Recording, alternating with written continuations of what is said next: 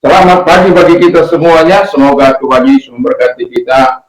Pujian yang kita naikkan kepada Tuhan kiranya membawa keharuman kepadanya, dan kiranya Tuhan Yesus memberkati setiap pujian kita, dan kiranya Tuhan terus akan menyatakan segala kebaikan dan kemurahannya bagi kita. Puji nama Tuhan. Saya juga ingin menyalami kita yang ada di luar sana. Salam Indonesia, salam Nusantara dari Sabang sampai Merauke, dari mana sampai Pulau Rote.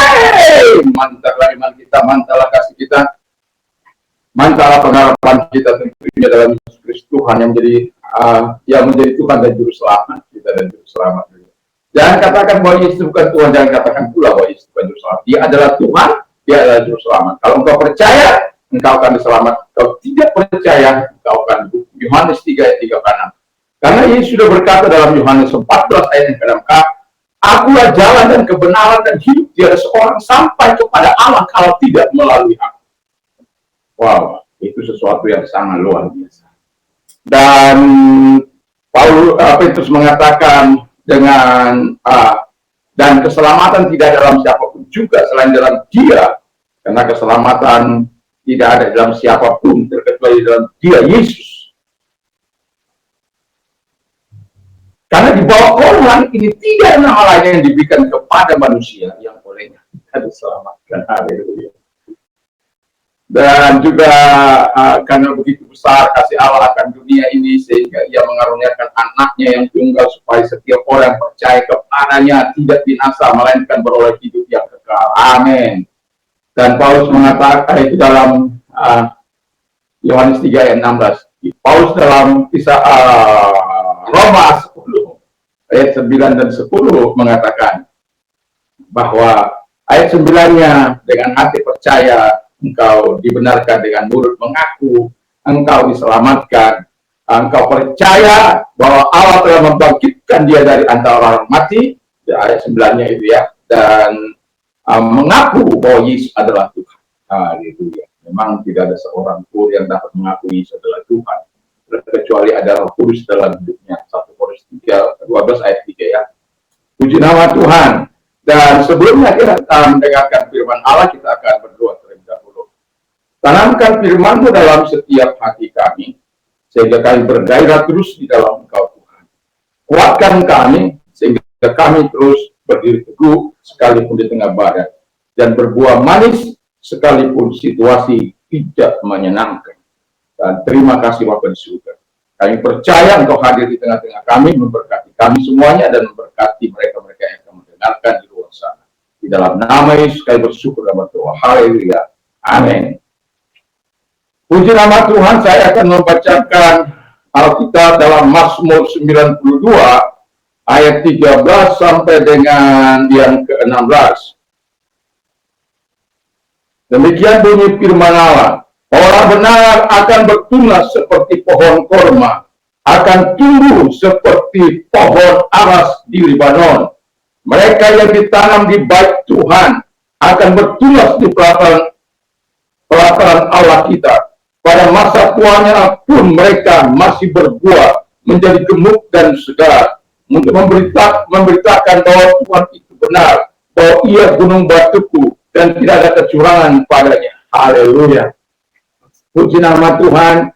Saya melihat ada banyak kekhawatiran di tengah-tengah orang-orang ya yang sudah tua, ya, yang sudah pensiun, ya, dari pekerjaannya yang mungkin selama ini dia punya otoritas, dia punya kuasa, dia punya anak buah dan lain sebagainya, tiba-tiba ada di tengah-tengah masyarakat, apalagi di masa tugasnya dia begitu arogan, begitu sombong, tidak peduli terhadap bawahan, maka bisa dipastikan kegersangan akan mengalami hidupnya.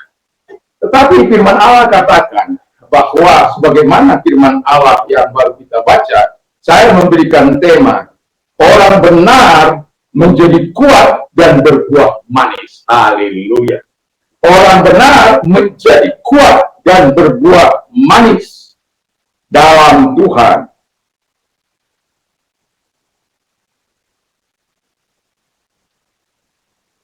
Nah, orang benar menjadi kuat dan berbuah manis dalam Tuhan tentu bukan sesuatu yang mudah. Ya. Ini apalagi ini mengingatkan tulisan kepada khususnya mereka-mereka yang sudah purna seperti saya ini purna mati. Purna, ya purna apa ya? Ya kalau awal-awal itu saya kurang tahu, tapi 59 ke atas sudah purna.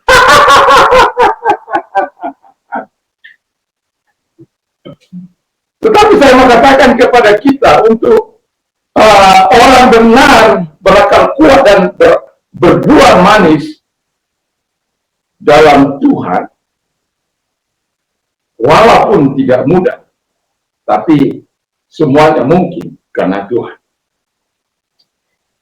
Itu sebabnya Alkitab mengatakan kalau kita mau menjadi orang benar dan menjadi kuat dan berbuah manis, kita harus seperti pohon korma. Jadi artinya yang pertama, saya mau katakan yang pertama kita harus tinggal pada pohon itu. Kalau Anda membaca dalam Yohanes 15 bahwa jelas di sana dikatakan ayat yang pertama, I am the true vine and my father is vine dresser. Akulah pokok anggur yang benar dan Bapakku adalah penguasa. Jadi kalau kita mau berakar di dalam Dia, kita harus tinggal. Kalau kita mau kuat di dalam Dia, kita harus tinggal di dalam Dia. Lalu Alkitab mengatakan bahwa kita dibersihkan. Supaya apa? Kita menjadi berbuah lebih baik. Dan saya akan memberikan gambaran sejenak bahwa pohon korma itu, makanya dikatakan orang benar itu seperti pohon korma. Tentu kita ingin mengetahui sedikit, walaupun sudah seringkali saya katakan ini, bahwa pohon korma itu, kalau menanam pohon korma itu harus menggali 2-3 meter ke dalam, ya karena itu tidak akan menjadi masalah menanam menggali 2-3 meter karena itu padang rumput. Jadi itu tidak seperti yang kita bayangkan bahwa tanahnya keras dan lain sebagainya.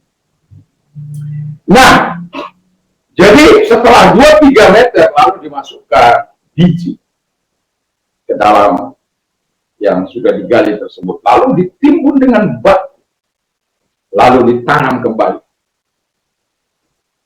Nah, Anda bisa bayangkan, kita mengatakan kalau buah itu tidak akan bisa berbuah kalau dia tidak ditanam.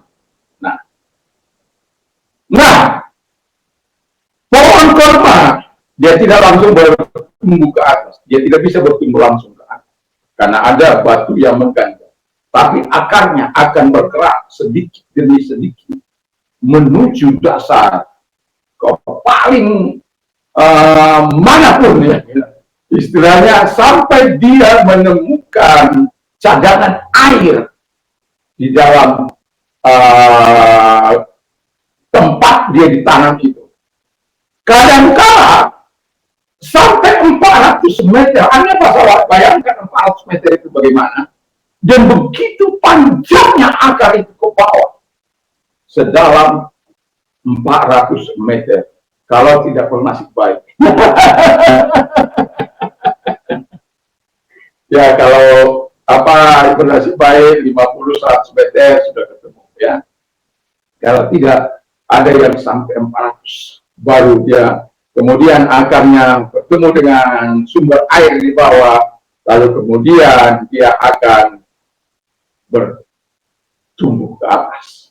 Nah, ketika dia bertumbuh, kita tidak tahu bagaimana dia menghajar batu itu.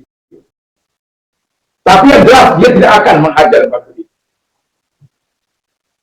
Tunas yang ada itu dia akan bergerak sesuai dengan arahan. Dan mungkin dia akan berikan sedikit batu itu, lalu dia naik terus ke atas dan kemudian tumbuh. kelihatanlah tunas di atas. Anda juga bisa bayangkan betapa kuatnya pohon ini. Betapa luar biasanya pohon ini kalau sampai dia membuat akarnya ke bawah sampai 400 meter. Anda sudah bisa bayangkan badai apapun yang menerpa pohon kurma ini, dia tidak akan berkebun.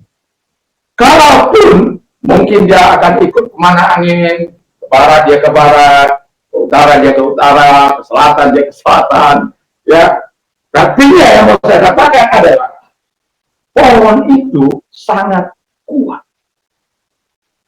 Dan kemudian akan dia bertumbuh sampai kepada kedewasaannya, pohon itu bisa menghasilkan buah. Dan saya tahu kita suka kurma, saya juga suka kurma. Ya. Jadi kalau saya anjang sana kepada saudara-saudara kita di hari raya, itu yang paling saya cari adalah kurma. Berbagai-bagai macam kurma, ya. Dan saya suka menikmati.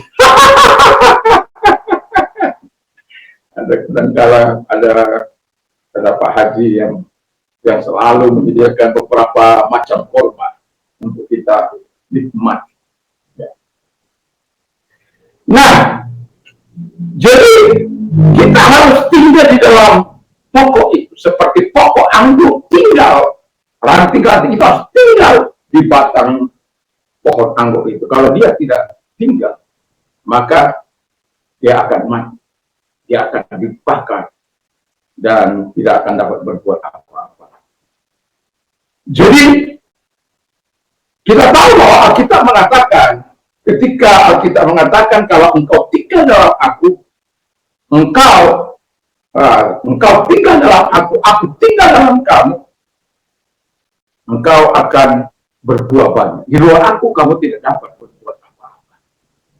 Jadi pentingnya kita tinggal di dalam pokok itu. Pentingnya kita tinggal di dalam pokok anggur itu. Atau pentingnya kita tinggal karena kita mengatakan di pohon kurma tersebut. Tapi kita mengatakan pohon kurma itu bukan bapaknya pengusaha. Tapi kan kalau pokok anggur bapak pengusahanya. Karena Tuhan mau kita berbuah manis. Ya. Jadi di luar dia kita tidak dapat berbuat apa-apa. Atau tinggal di luar dia kita tidak dapat berbuat apa-apa. Jadi pentingnya kita tinggal di dalam dia supaya apa? Ketika engkau punya masalah, dikatakan dalam ayat yang ke-7 dikatakan dengan jelas di sana. If you abide in me and my words abide in you. Jika engkau tinggal dalam aku dan firmanku tinggal dalam kamu, you will ask what you desire. Kamu akan meminta apapun yang kamu inginkan. It shall be done for you.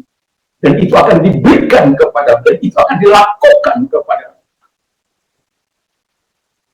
Jadi tidak perlu takut sekalipun badan kita sudah menua, tubuh kita sudah menua, mungkin sudah mulai ya tidak berdaya katanya. Tetapi firman Allah katakan sampai masa tuamu Tuhan yang menggendong engkau. Firman Allah katakan engkau tetap bisa berbuah dan gemuk dan berbuah segar untuk memberitakan tahun rahmat Tuhan, untuk memberitakan perbuatan-perbuatan besar dari dia. Masalahnya adalah, dan pertanyaan saya adalah, masalahnya apakah Anda tinggal di dalam dia? Sekaligus pertanyaannya, Anda bisa menjawab apakah Anda tinggal di pokok anggur itu? Apakah Anda tinggal dalam Tuhan atau tidak? Banyak kali karena kekecewaannya, dia tidak tinggal. Yesus itu mengatakan bahwa kebal, keras kepala, keras tempur, apa lagi terus? Dekat mati rasa, mati hati nurani.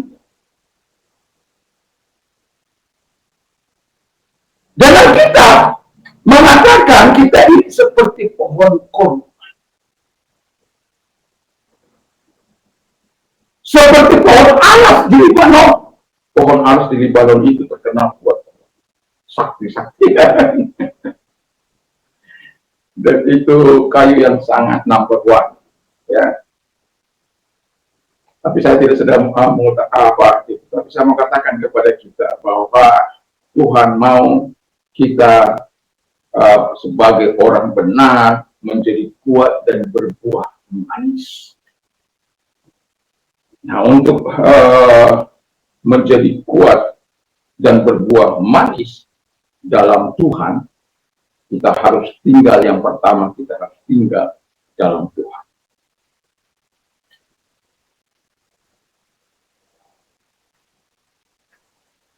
Yang kedua, kita harus berakar kuat.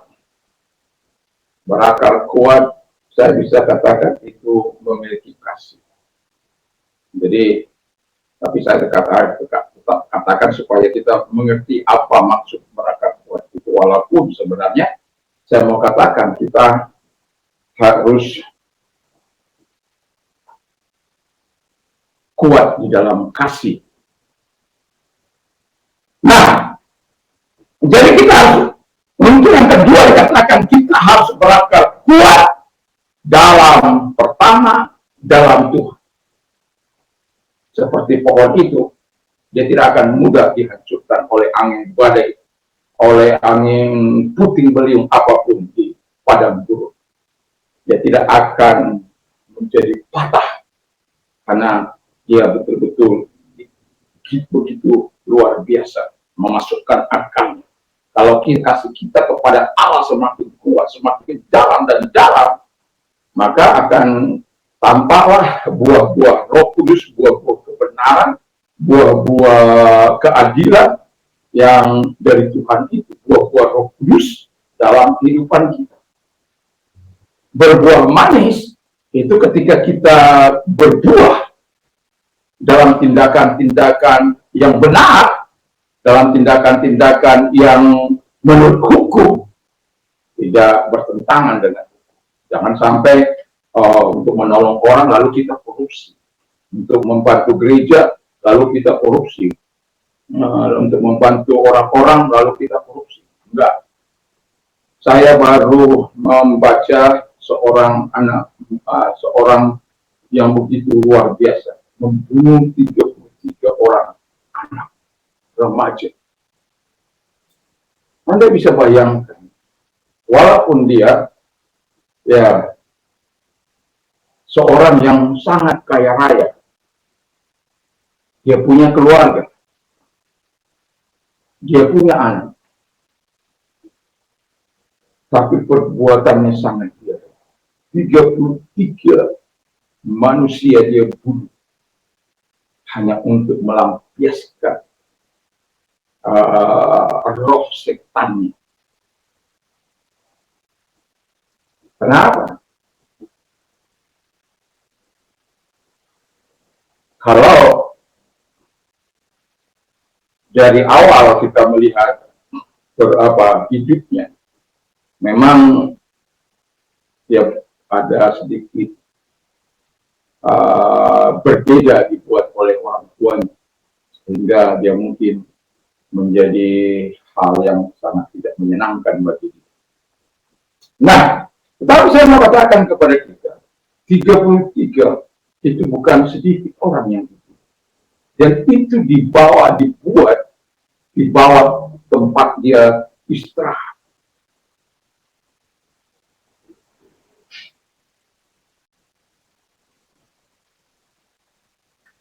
Ini manusia atau manusia?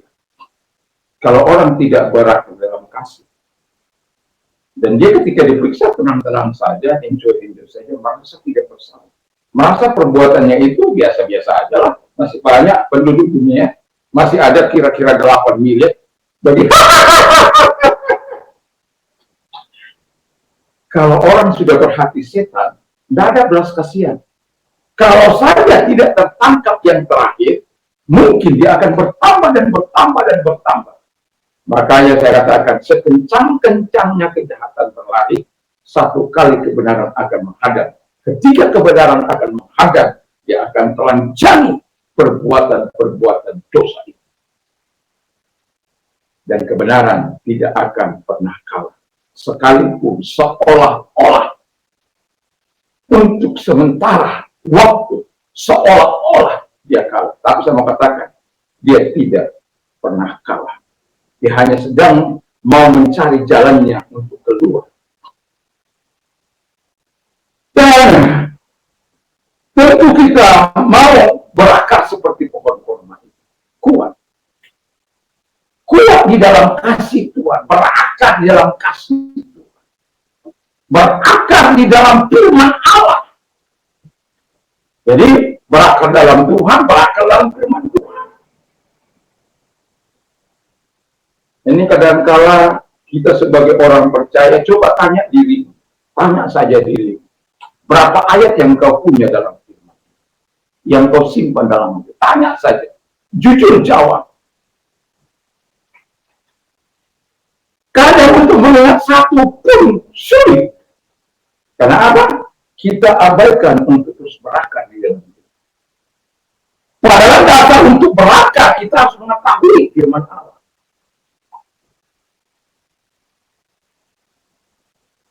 Misalnya, how can a young man keep his way pure by living according to your word?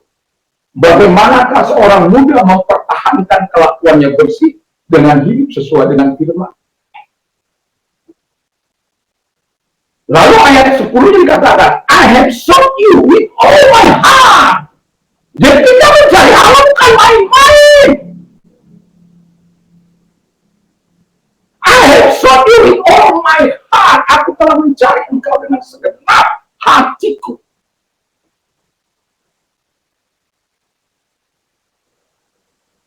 Do not let me stray from your command. Jangan biarkan aku menyimpang dari perintah-perintah.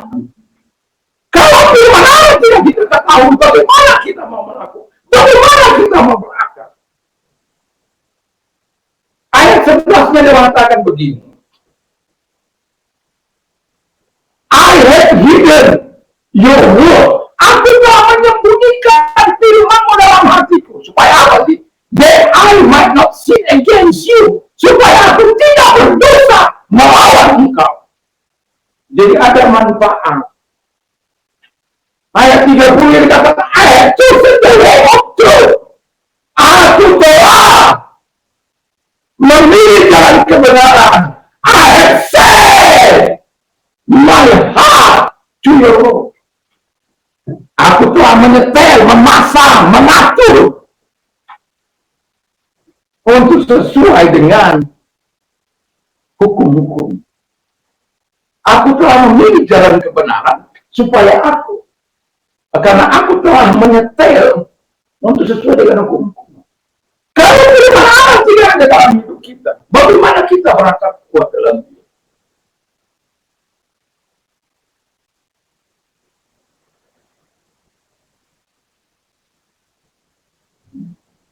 Ayat 57 mengatakan begini.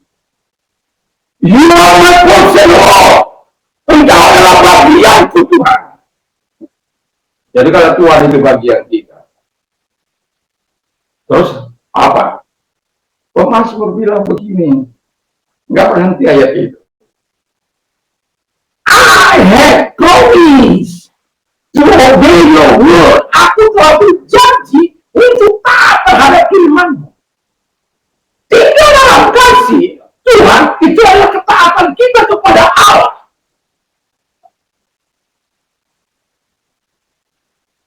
Saya mau katakan, hampir setiap hari saya memperkatakan firman.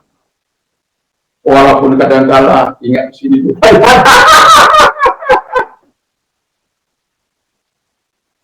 Tapi kalau saya mau katakan ratusan firman Allah bisa saya keluarkan.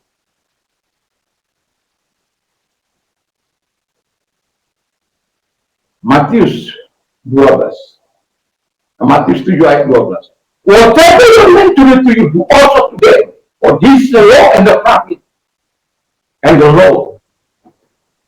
Apa saja yang kamu inginkan untuk orang lain, berbuat untuk orang lain, lakukan kepadamu.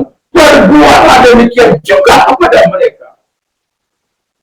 Disitulah terdapat isi hukum para nabi dan hamba Tuhan. Jadi sudah bisa kita ambil kesimpulan bahwa ketika kita apapun yang kita inginkan dalam hidup ini, kita harus melakukan golden rule-nya Tuhan ini. Golden rule-nya Tuhan ini penting bagi kita. Ini bukanlah tindakan pasif seseorang percaya, tapi ini tindakan aktif seorang percaya untuk mendapatkan perhatian, kasih dari sesama kita.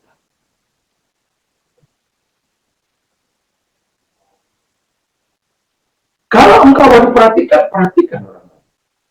Kalau engkau mau dikasih, kasih orang lain. Terlebih dahulu kata firman Allah. Makanya kalau ada pengolok, kalau diolok jangan marah. Kalau ada penghina, kalau dihina kembali jangan marah. Karena engkau yang memulai. Kalau kamu diolok, ya olok orang lain. Kalau kamu dihina, hina orang lain. Tapi Allah di dalam Yesus Kristus mengatakan untuk melakukan hal-hal yang positif. Haleluya. Jadi kita harus berakar kuat di dalam Tuhan.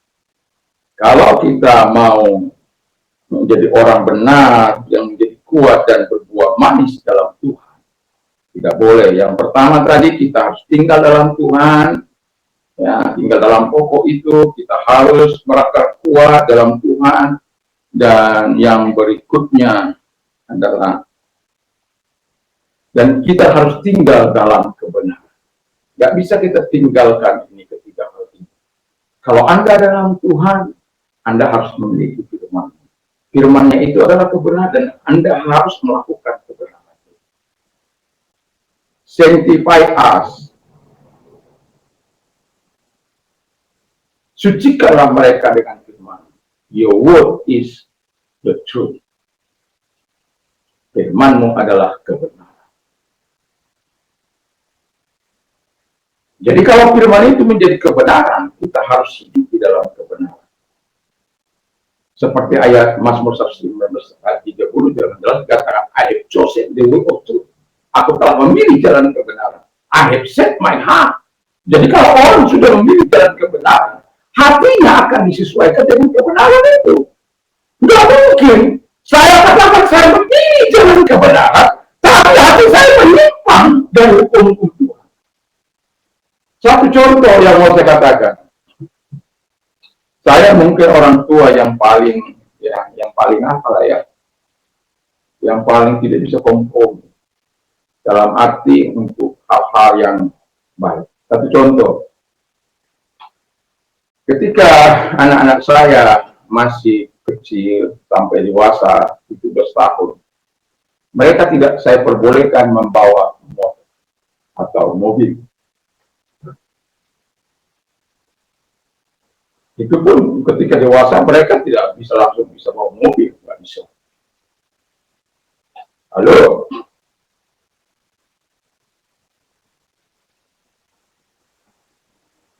Sementara teman-temannya kecil-kecil sudah bawa motor ke depan dengan hebat.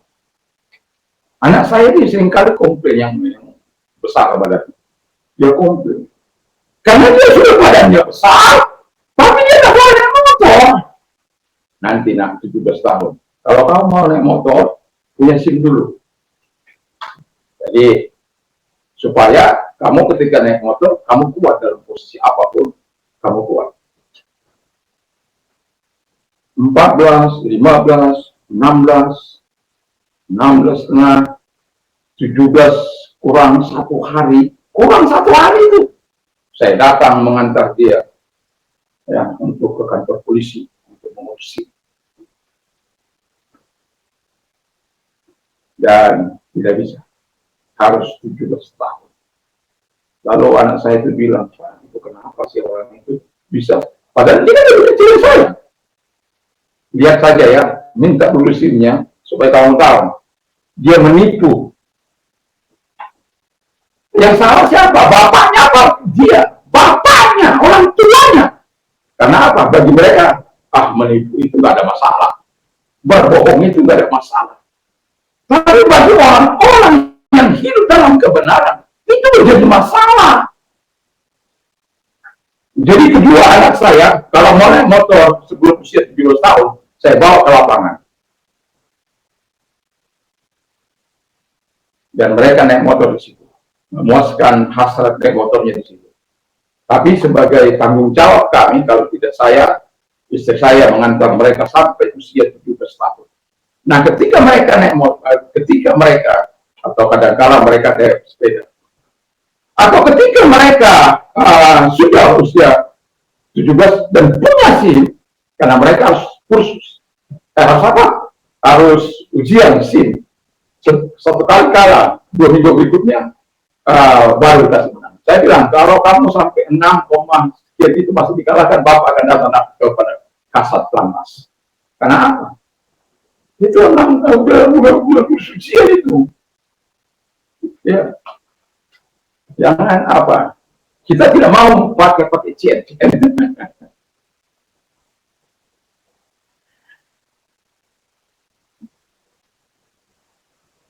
Dan pada akhirnya saya mau katakan,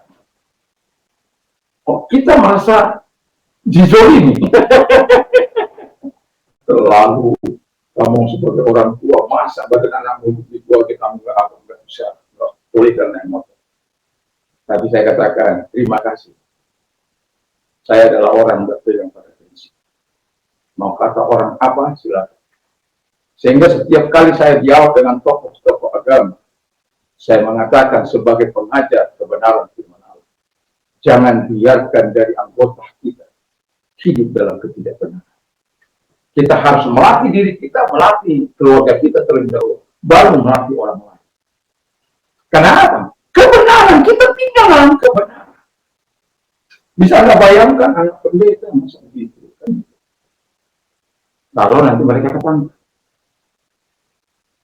Tapi setelah mereka ya sudah bertanggung jawab dengan diri kau. Kalau 3 kali naik motor, ini anak saya yang kecil itu seringkali kecelakaan.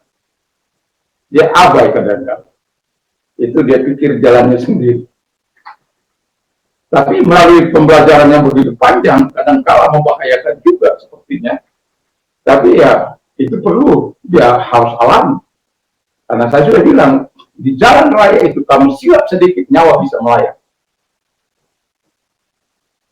Ada orang-orang yang tidak bertanggung jawab, udah nabrak, dia lari. Dia sudah termasuk pernah.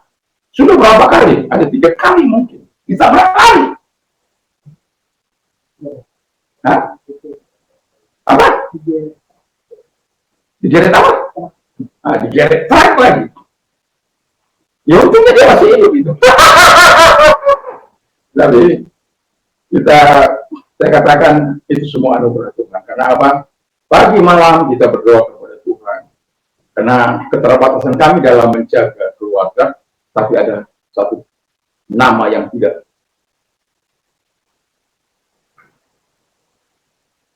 pernah tertidur dan tidak pernah terlelap, yaitu Tuhan Yesus Kristus. Dan itu sebabnya perlu kita mencintai Tuhan, hidup dalam kebenaran. Dan ketika kita hidup dalam kebenaran, percaya Tuhan akan senantiasa menunjukkan buah-buah manismu. Dan orang katakan, walaupun orang dunia katakan terlalu, tapi Tuhan katakan, kamu mau cari pujian dunia atau pujian Tuhan? Saya lebih baik mencari pujian Tuhan daripada pujian pada manusia. Kalau pujian Tuhan itu, saya akan menikmati yang terbaik. Terakhir yang tidak kalah pentingnya, kalau kita orang benar menjadi kuat dan berbuah manis dalam Tuhan. Yang terakhir ini perlu coba bacakan Lukas 11 ayat 13. Kita harus dipenuhi Roh Kudus. Ya.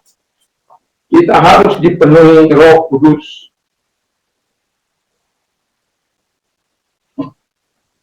Lukas 11 ayat 13. Lukas 11 ayat 13. Jadi jika kamu jahat kamu dari Kemudian ada yang pada anakmu, apalagi kalau kamu yang juga, dia akan berikan khusus pada mereka yang Iya. Jadi jikalau Bapa yang jahat saja mau memberi pemberian yang baik kepada anak-anaknya, apalagi Bapa di surga itu, Bapa yang penuh belas kasihan, Bapa yang penuh rahmat, Bapa yang penuh kasih, Dia akan memberikan Roh Kudus-Nya kepada kita. Baik kita, tubuh kita ini, dalam 1 Korintus 3 ayat 16 atau 1 Korintus 19, 1 Korintus 6 ayat yang ke-19 20 dikatakan bahwa baik kita ini adalah baik Roh Kudus. Makanya saya katakan kepada Tuhan setiap kali saya datang berdoa, Engkau berkuasa dari hati ini, paling dalam ini Tuhan. Kau menjadi raja di situ, menjadi Tuhan di situ, menjadi penguasa di situ. Dan kalau ada keinginan-keinginan saya menyimpang, ingatkan saya Tuhan. Intervensi segala kehidupan saya sedetail mungkin. Sampai supaya jangan ada hal-hal yang tidak menyenangkan. Ketika mungkin kita bersama-sama, kita tidak ada maksud berbuat sesuatu. Tetapi ketika kita mungkin ada di tempat yang di mana dosa merajalela di situ, apakah kita masih tetap berpikir bahwa Tuhan itu ada? The eyes of the Lord are in every place, beholding the wicked and the good. Mata Tuhan ada di segala tempat untuk melihat orang berbuat baik atau berbuat jahat. Hidup mati dikuasai lidah, siapa menggemakannya akan memakan buahnya. Itu sebabnya kita harus menjaga hati kita. Jagalah hatimu dengan segala kewaspadaan, karena disitulah terpancar kehidupan. Jadi hati ini dalam Amsal 4 ayat yang terakhir ini 23. Yang pertama 18, Amsal 18 ayat 21. Jadi kita sebagai orang percaya, kita didiami oleh Roh Kudus yang membuat mulut, hati, semua panca indera kita ini dalam kendali Tuhan. Dan itu sebabnya 1 Korintus 6, 1 Korintus 6, 19-20, bahwa kita ini baik Roh Kudus. Dan tubuh kita ini telah dibayar kepada Allah melalui Yesus Kristus. Lalu apa dikatakan? Muliakan Tuhan dengan tubuhmu. Makanya perlu dia berdiam dalam hati kita, dalam pikiran kita, dalam hidup kita, untuk menguasai seluruh kehidupan kita, roh, jiwa, dan tubuh kita. Sehingga ketika kita ada dalam situasi seperti ini, mau kita anak-anak, mau kita remaja, mau kita pemuda, mau kita sudah tua, kita tidak akan pernah mengingat diri kita lagi tidak berguna. Kenapa? Seluruh potensi Allah dia di dalam kita. Kekuatan Allah, kuasa Allah dia di dalam kita. Supaya apa? Karena firman Allah, supaya kita memberitakan perbuatan-perbuatan yang besar dari dia.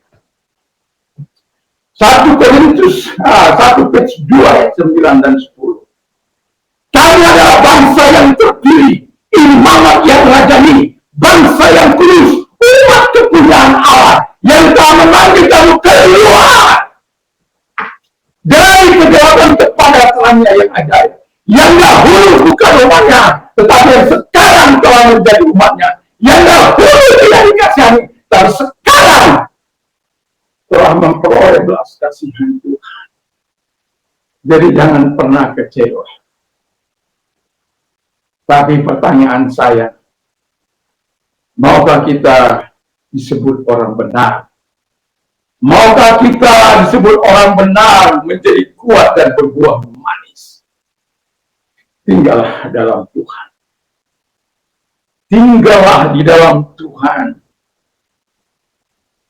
Dan berakarlah. Tinggallah dalam kasih Tuhan itu. Dan kemudian yang terakhir, biarkan Roh Kudus menguasai kehidupan kita. Biarkan dia menjadi raja, menjadi Tuhan. Supaya apa? Tadi itu kita bisa memberitakan perbuatan-perbuatan yang besar yang telah Tuhan lakukan. Wah, saya kagum kepada orang-orang yang sudah usia 87 tahun, tapi masih terus bergairah di dalam Tuhan, masih terus mau bekerja untuk pelayanan. Kalau mungkin hamba Tuhan, mungkin tidak ada masalah. Ya, karena memang itu sudah darahnya, jantungnya itu. Tapi kalau umat Tuhan, yang usia 87 tahun, terus bergairah dalam Tuhan, itu sesuatu yang sangat luar biasa. Dan sesuatu yang keinginannya bagaimana dia bisa menyenangkan Tuhan. Bagaimana bisa berbuat sesuatu di tengah-tengah masa senjanya. 87 tahun. Baik wanita maupun pria. Itu sesuatu yang sangat luar biasa.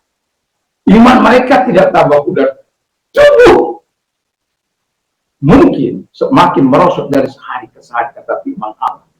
Tapi manusia batiniah mereka diperbaharui dari sehari ke sehari. Karena apa? Mereka adalah orang-orang benar yang menjadi kuat dan berbuah manis dalam Tuhan. Semoga kita semuanya ada dalam anugerah itu. Tuhan Yesus memberkati kita berdoa. Mari kita bantu berdiri dan kita berdoa. Terima kasih Tuhan Bapa di surga, biarlah Tuhan menolong kami untuk terus berada dalam kebenaran firman. Dan kami yakin dan kami percaya, kami mau tinggal dalam Tuhan, berakar dalam Tuhan, dan Roh Kudus biarkan dalam hati kami, supaya baik kami masa kanak-kanak, masa remaja, masa dewasa, masa tua, kami tetap bergairah di dalam Tuhan. Karena kami tidak berada di luar Tuhan, tapi berada di dalam Tuhan. Untuk memberitakan tahun rahmat Tuhan, tahun kebesaran Tuhan, tahun mujizat Tuhan, tahun menunjukkan kuasa Allah di tengah-tengah kehidupan kami sebagai orang percaya, untuk memberitakan perbuatan-perbuatan besar yang telah Kau lakukan dan kami lakukan di dalam nama Yesus Kristus. Terima kasih Tuhan, berkati firman, berkati kami semua. Pemerintahan kami masa transisi ini Tuhan, 21 hari lagi Tuhan Yesus, pemerintahan Presiden Jokowi dan Maruf Amin akan berakhir dan akan berganti dengan Presiden baru kami, Pak Prabowo dan Gibran. Kami serahkan dalam tangan Tuhan. Tuhan memberkati mereka, Tuhan menolong mereka untuk terus memilih orang-orangnya untuk menjadi pemimpin di bangsa ini. Para menteri, para orang-orang yang akan bekerja di BUMN, semua orang-orang yang bukan mau menggaruk kekayaan secara tidak halal, tapi mereka adalah orang-orang jujur, orang-orang hebat, orang-orang yang betul-betul ditanam di pelataran baik Allah, sungguh-sungguh berakar dalam Tuhan, dan juga Tuhan Roh Kudus ada dalam hidup mereka. Terima kasih Bapa di surga, dan kami juga berdoa Tuhan, kiranya Tuhan juga menolong supaya pemerintahan ini boleh berjalan dengan baik, IKN boleh berjalan dengan baik, karena itu adalah keputusan undang-undang. Dan kami menyerahkan yang melanjutkan boleh melakukan terobosan-terobosan yang jauh lebih baik untuk melaksanakan undang-undang yang sudah dibuat tentang IKN, sehingga IKN akan terus berjalan siapapun pemimpinnya. Terima kasih, dan kami juga berdoa buat gereja Tuhan dimanapun ada. Tuhan memberkati gerejamu, Tuhan memberkati dan Tuhan menolong gerejamu, supaya gerejamu tetap dipelihara, dilindungi, dan Tuhan menyertai.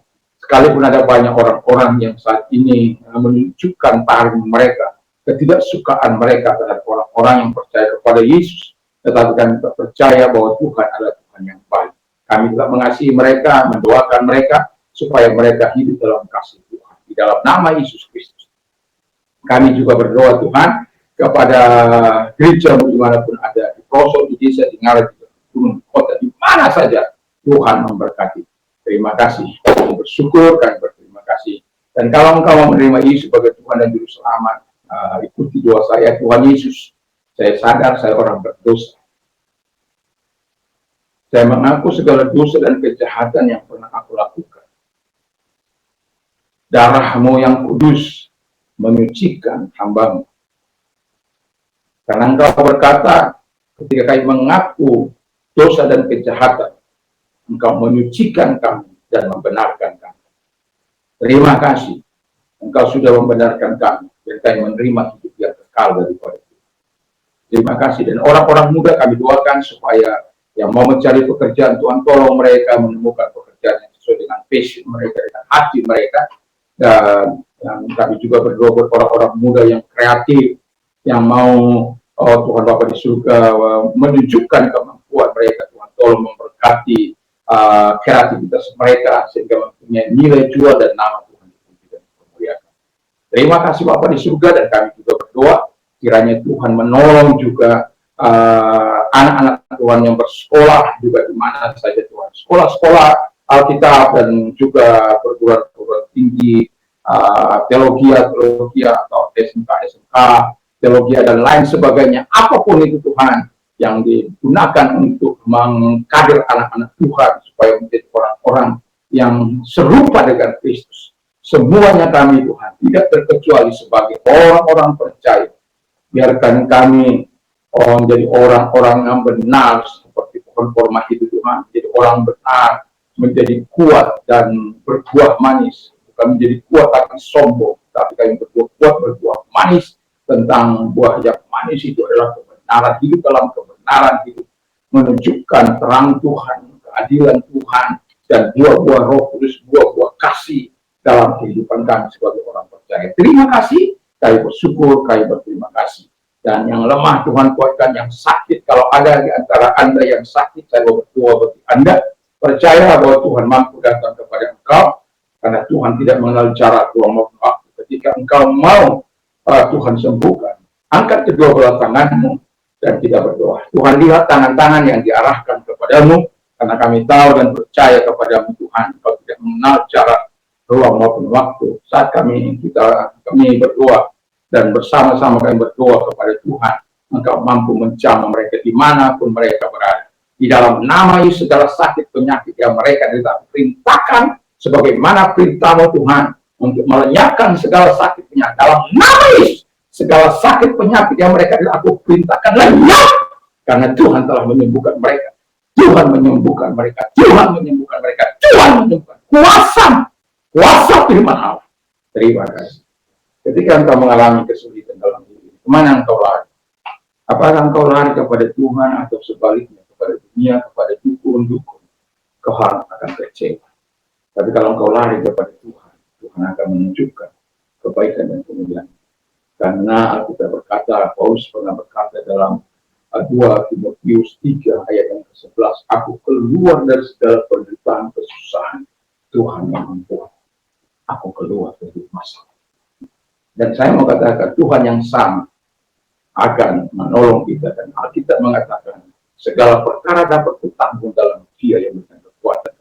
Kalaupun Tuhan belum melepaskan engkau dari segala kesulitan itu, Tuhan akan memampukan engkau untuk kuliah, engkau akan melihat kebaikan Tuhan. Kalau orang yang angkat kedua belah tangannya, kita berdoa, Tuhan lihat tangan-tangan yang diangkat kepadamu, kami percaya engkau menyelesaikan masalah mereka, menolong mereka satu demi satu. Kami datang kepada Tuhan, Raja di atas segala raja, yang berkuasa di langit, di bumi, dan di bawah bumi. Dalam nama Yesus, pertolongan Tuhan datang kepada mereka, kebaikan Tuhan datang kepada mereka, namamu dipuji dan dipermuliakan. Terima kasih, sehingga setiap mulut mengaku bahwa Yesus adalah Tuhan, dan memuliakan engkau dengan segala sikap hati mereka, akan Tuhan melakukan yang terbaik dalam hidup mereka.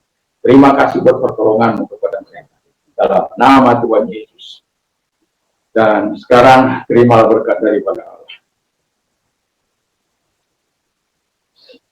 Haleluya.